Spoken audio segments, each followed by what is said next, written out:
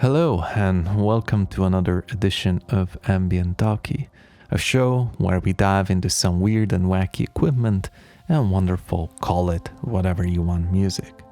I'm Andy from Two Round Robins and I hope you're ready for a bit of filtering.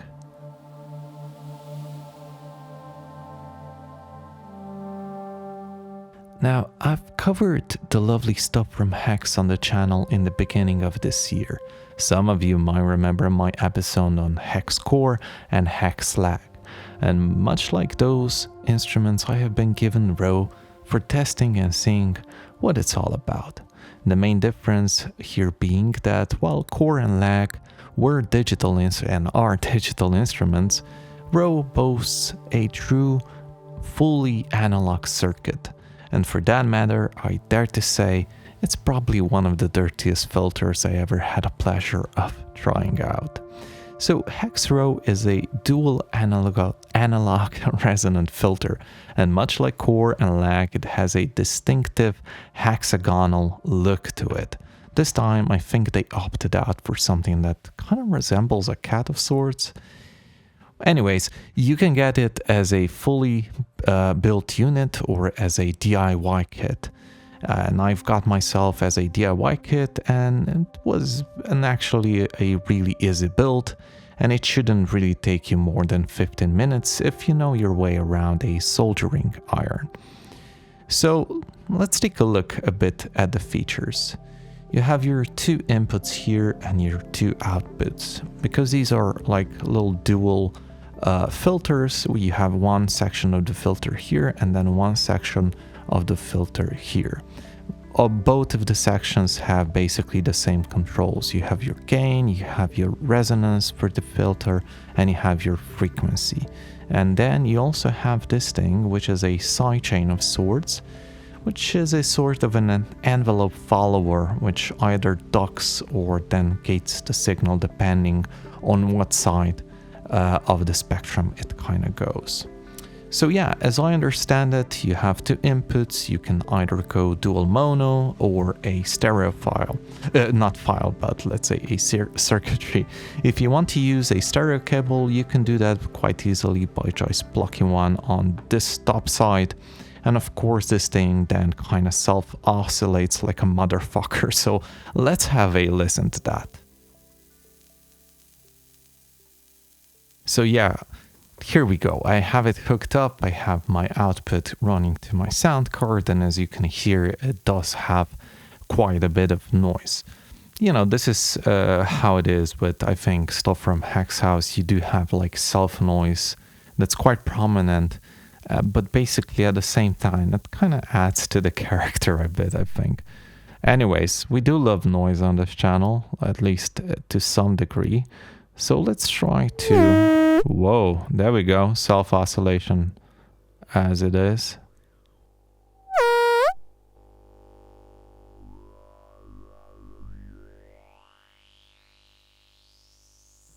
So, two filters that self-oscillate.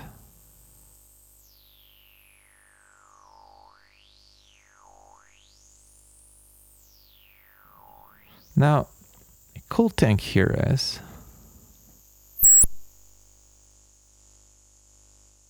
so if we push this to the end, or maybe even like this, let's go way lower and get those subs in.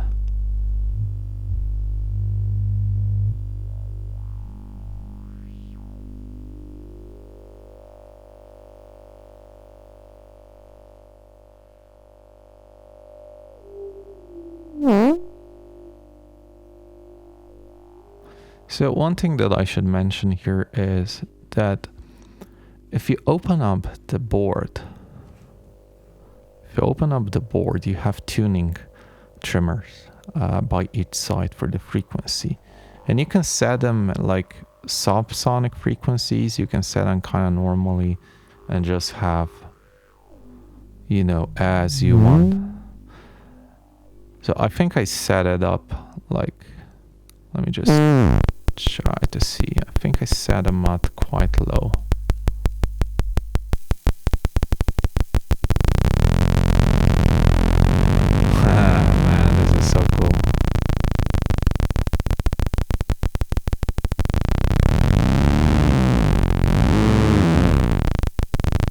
So yeah, those are those chainsaw little things.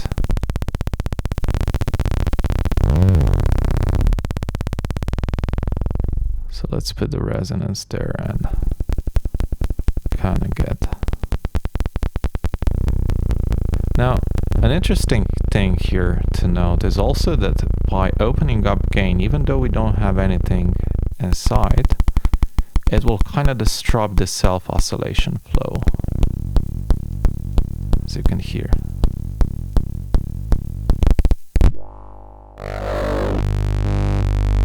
Oh man, that's so sick.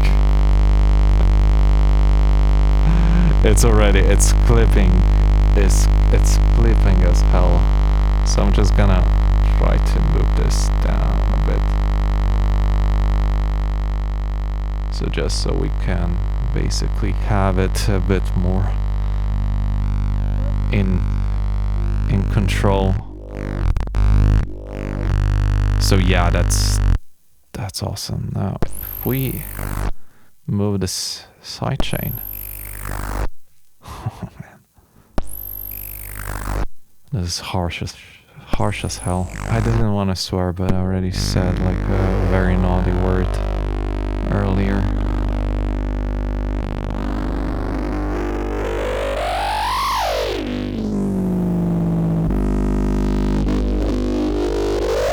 So yeah, if you do have headphones, I suggest you put your headphones on because it is quite massive.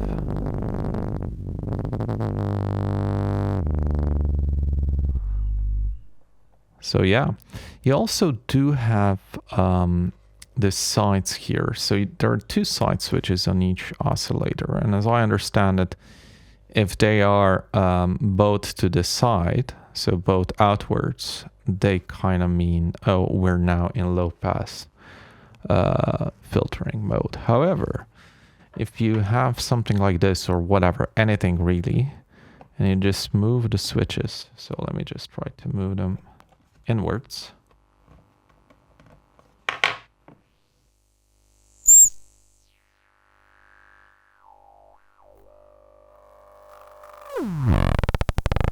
We're in bandpass mode now.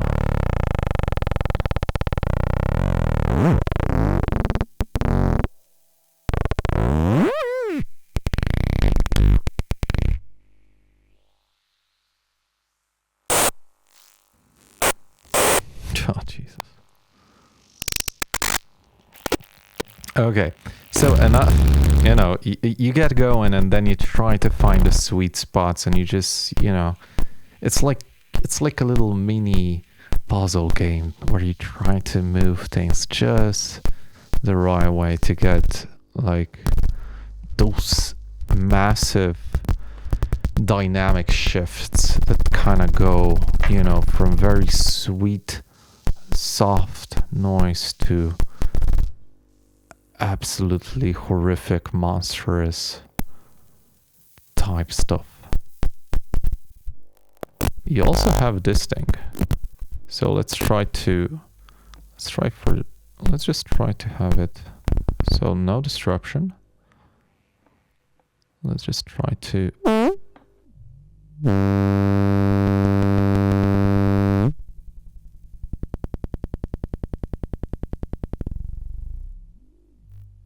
if you press this,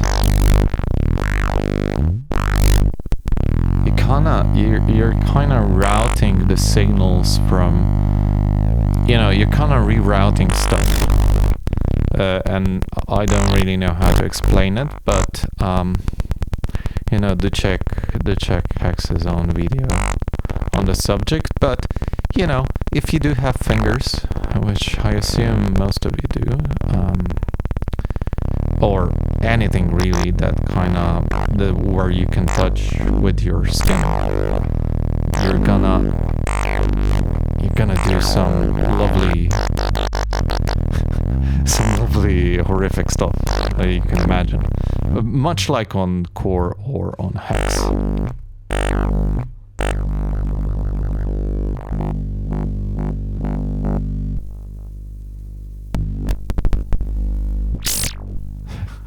Oh man, okay, this is fun. I think we went a bit off. Well, I wouldn't say off topic, but you know, let's try to move on just to see what else we can do. Let's try to connect something and see how the filter actually handles stuff. So in this example, I have the LLL generative script here, which sounds soft and clean, and you can hear that in the background music now. But see what happens when I route the same kind of generative script into this thing. So let's try to do that.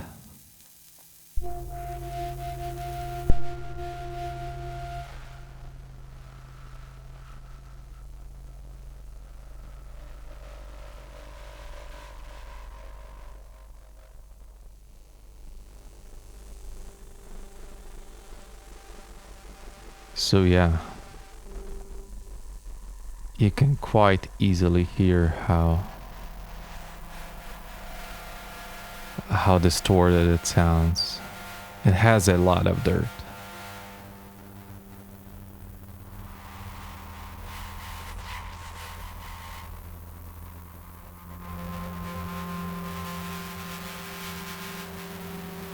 Now, one thing to note with these gain knobs is that they do amplify your signal by 20 times. So, you know, if you want a bit more clean, all you need to do is basically don't have it, you know, don't have them opened up as much, you know, because if you can go like this and it will be...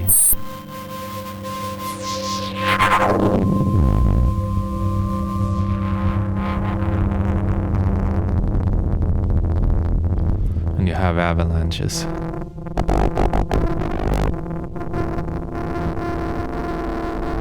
So all very industrial.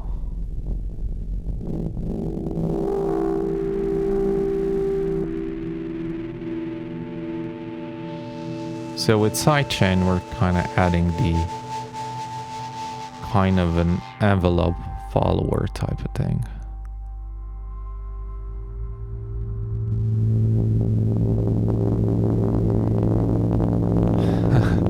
So yeah, that's quite something.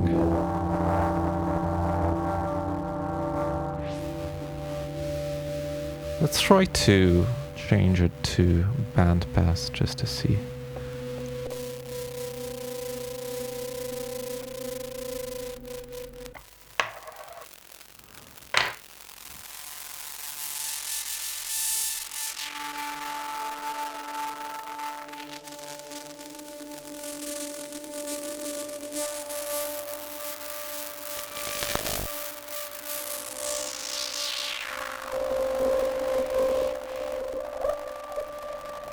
So this kind of reminds me of the Peter Lin stuff times, although far more industrial.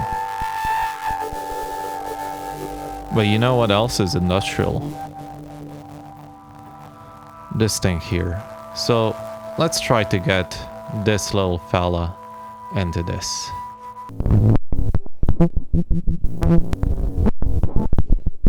So yeah, in this example I have my trusty drum monster, the KASTLE drum.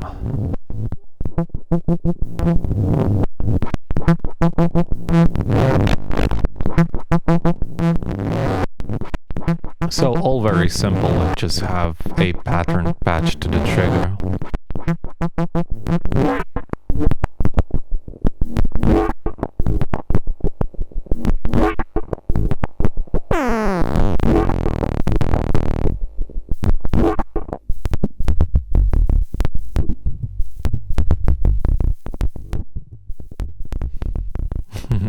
All right, so I think now it's the right time to talk a bit about connectivity and topologies.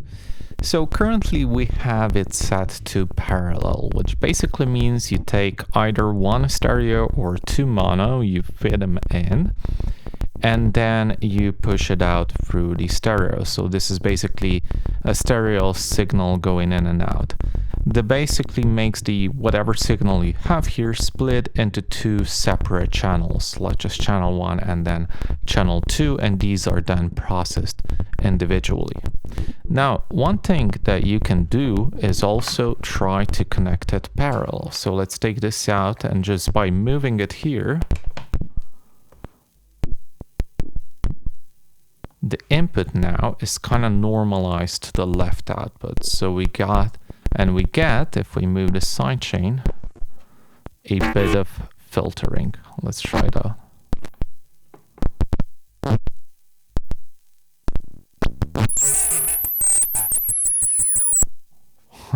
All right. Okay, this should be probably like this. Let's try to move this there, and oh, what happened?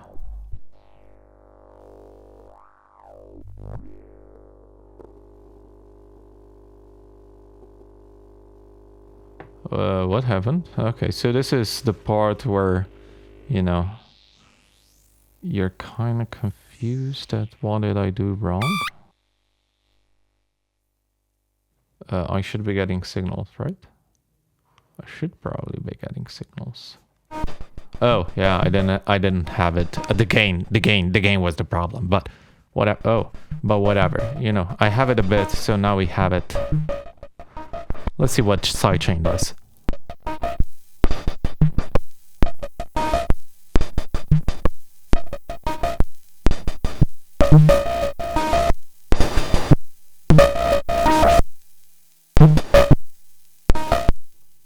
So it kind of sidechains it, and then if we go to this part.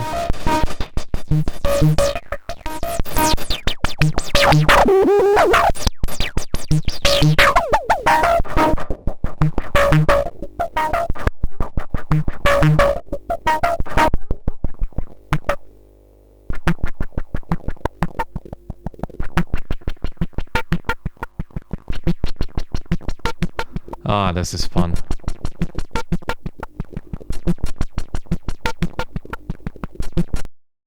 So, all right. So my camera died a bit there, but oh, hello. Okay, let's do it like this.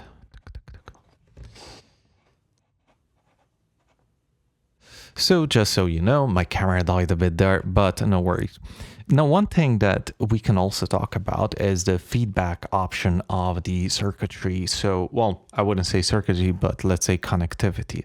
Now, we can do this by taking a signal. So I'm just going to take a little jack here. And what I'm going to do is I'm going to move it as such. So I'm going to take the, I think you take this output. Yeah. And then you move it to this side. So you take, I think I have it.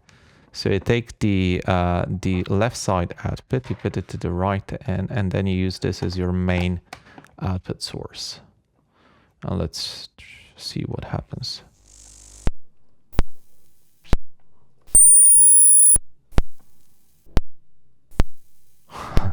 Cool. Okay, one thing that I should mention here is that now we don't have it stereo. So if you have a headphone splitter or something like that, you can have like different stereo shifts and stuff like that, but we're doing now in mono, so you know, this could be interesting.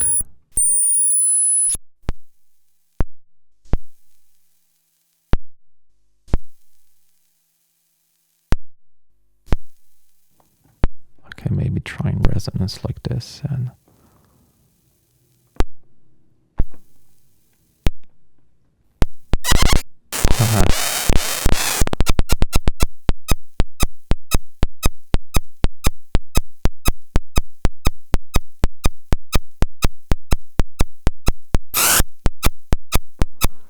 maybe if I turn this one to a bandpass, what should happen?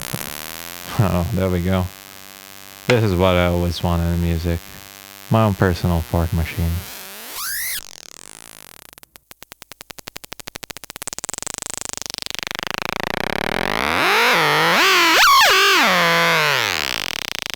Oh man, this is really fun.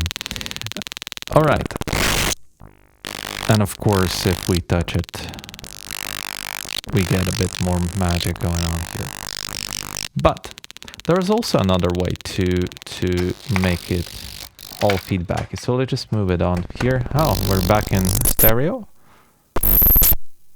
Hopefully, yeah. Whoa. Okay, so let's try to do it a bit differently. So I still have it on bandpass here, and I have it on low pass here. What I'm gonna try is I'm gonna try to take one of these little pins here, and I'll take this away, and I'll try to take the output and move it into the frequency in of this one, I think. Let's see if that adds something to the mix.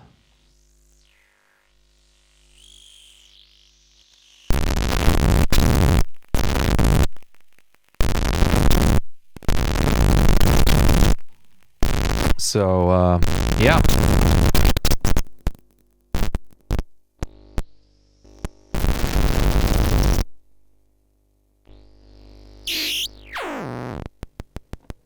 Let's try this and then...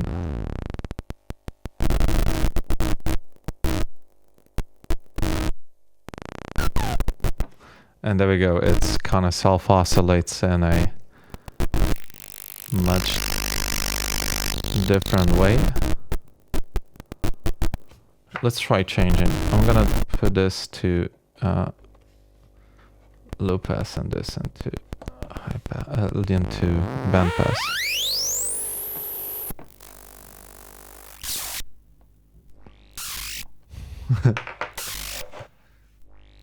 So you make the cat scream.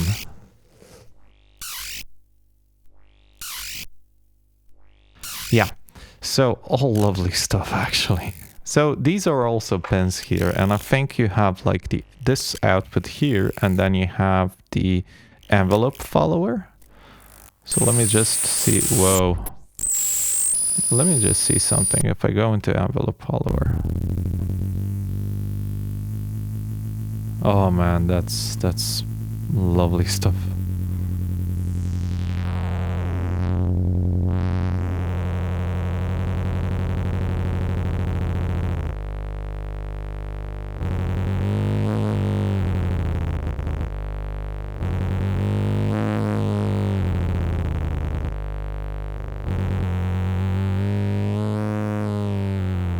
So if you have very bad neighbors and you want to teach them a lesson,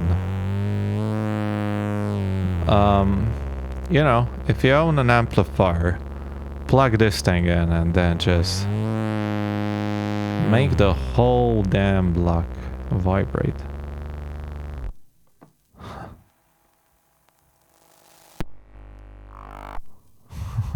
Sick. All right. Yeah, and so you have the envelope here. You have the inputs. Well, not the inputs, but you have the filter 1 and filter 2, and then I think you have the ground as well.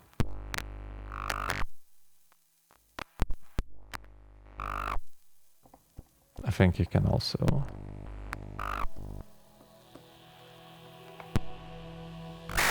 Sweet. All right. Yeah. Let's try it. Let's just try jamming on this thing a bit.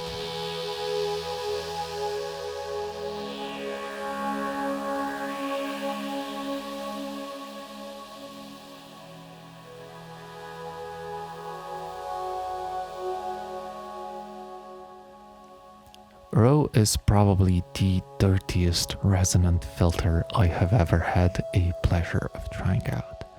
At times, I do feel like the device could benefit by having, let's say, a wet dry knob or something that at least attenuates the dirt a bit.